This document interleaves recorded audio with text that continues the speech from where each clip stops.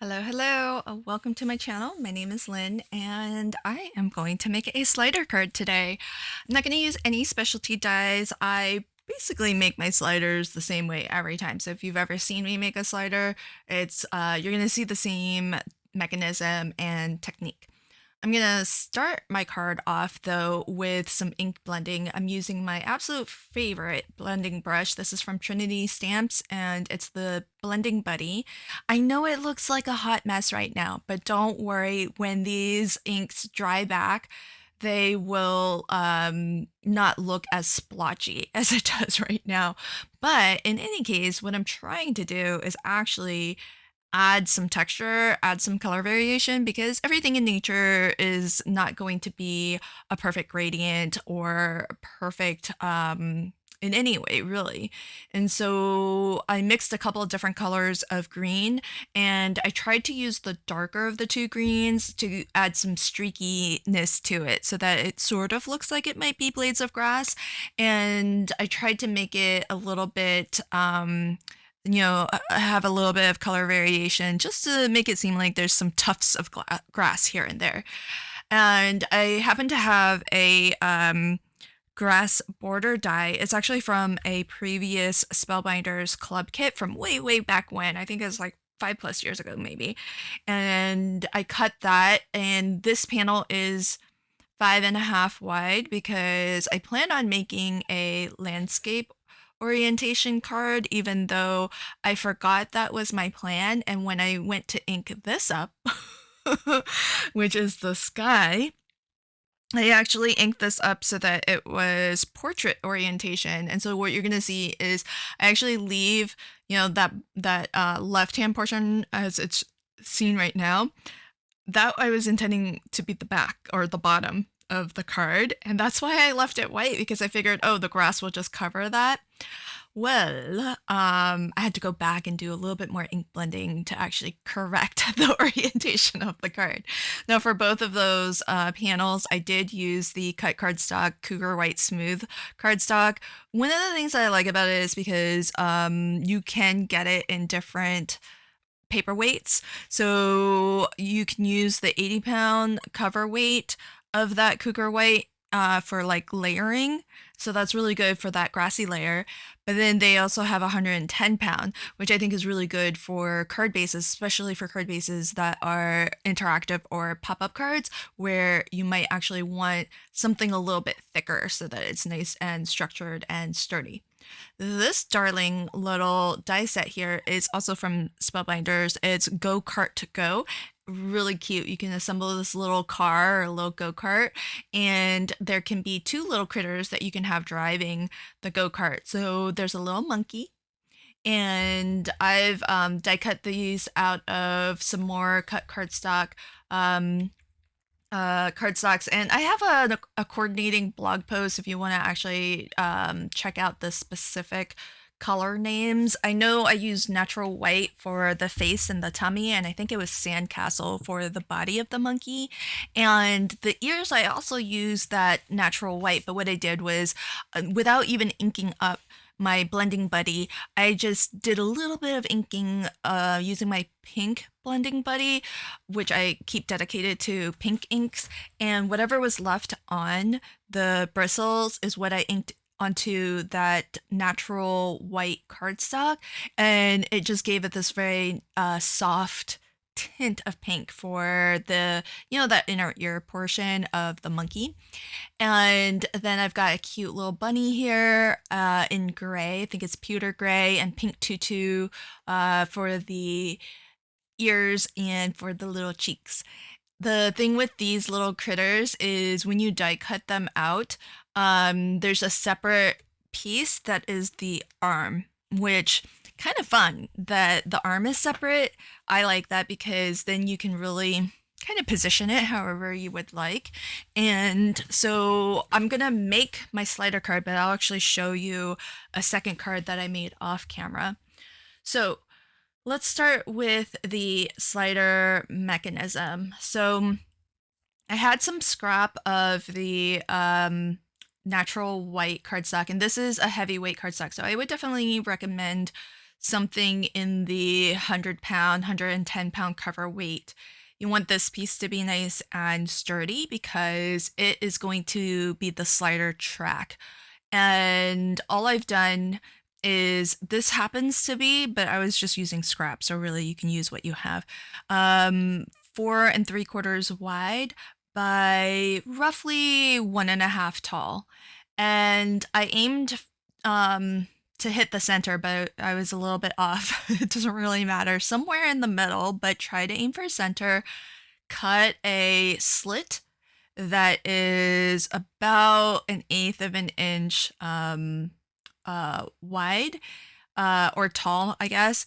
And in terms of the length of the slit, you want to make sure that there's maybe 3/8 of an inch, maybe half an inch on either side. And so you can see I just cut that little slot out, and it's all hand cut. You can see I'm off center. It's totally okay. It's a little bit easier if it is centered so that you definitely have enough room, to apply adhesive and have room to attach this to your card base. But as long as you're mostly in the center, I'm sure you're going to be able to make it work.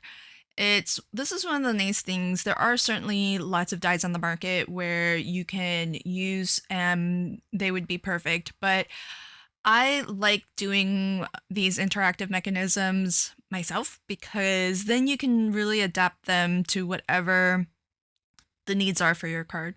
So for example, this card, I want it to actually travel as far across the card as possible. So I've really maximized this for an A2.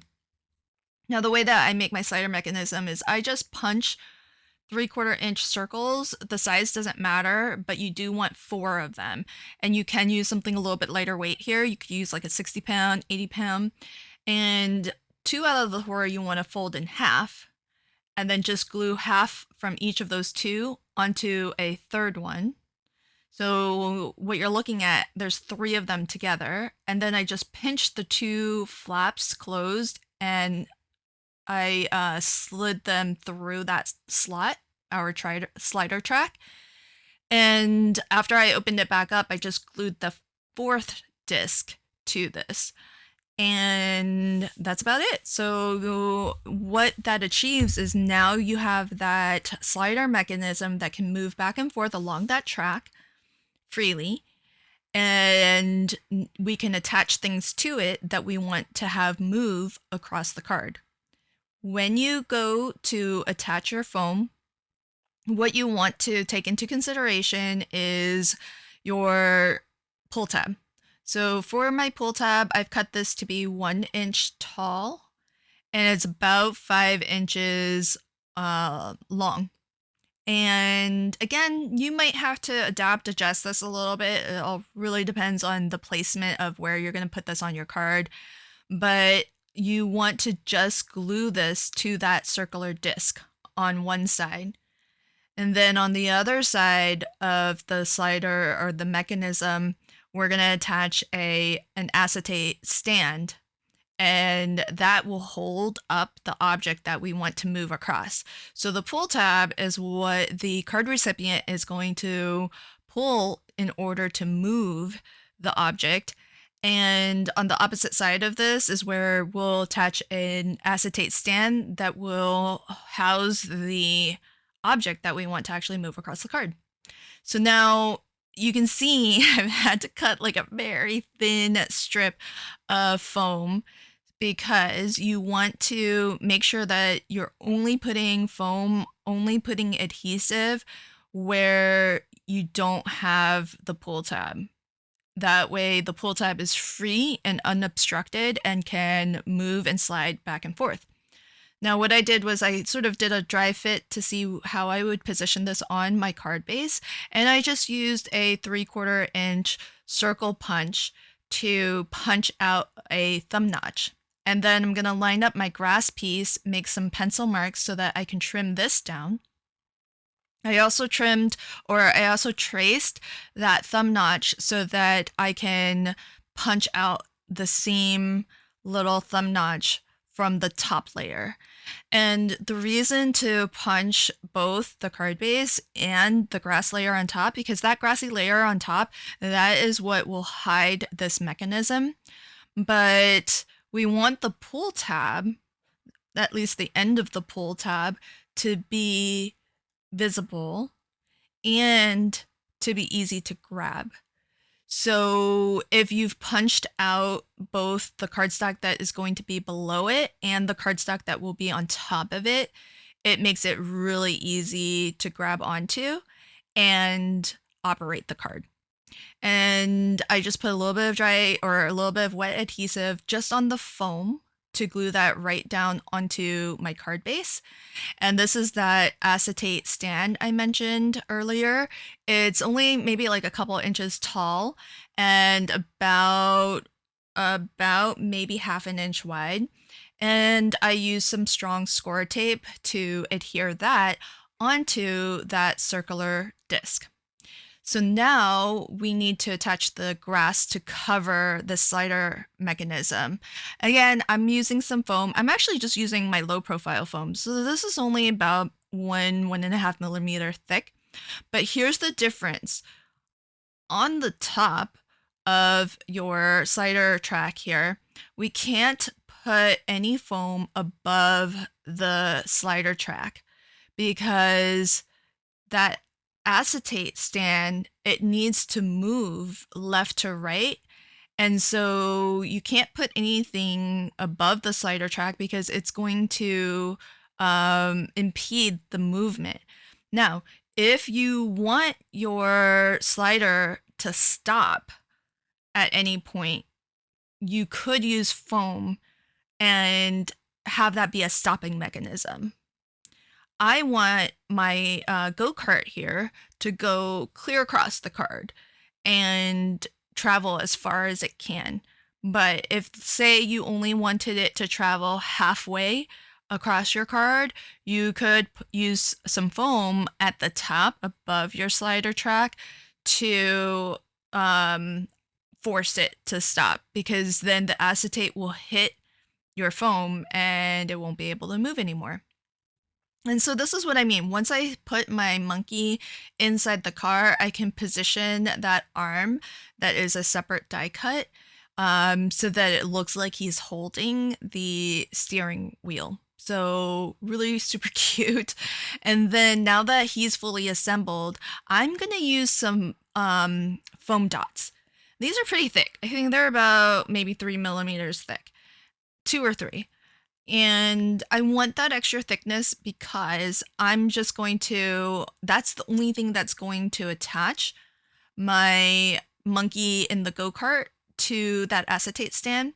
But that extra thickness will kind of allow the go-kart to hover above the grassy panel. And then that way it doesn't get caught up on anything and there's a little bit more room for it to move and move smoothly so that it isn't obstructed by anything.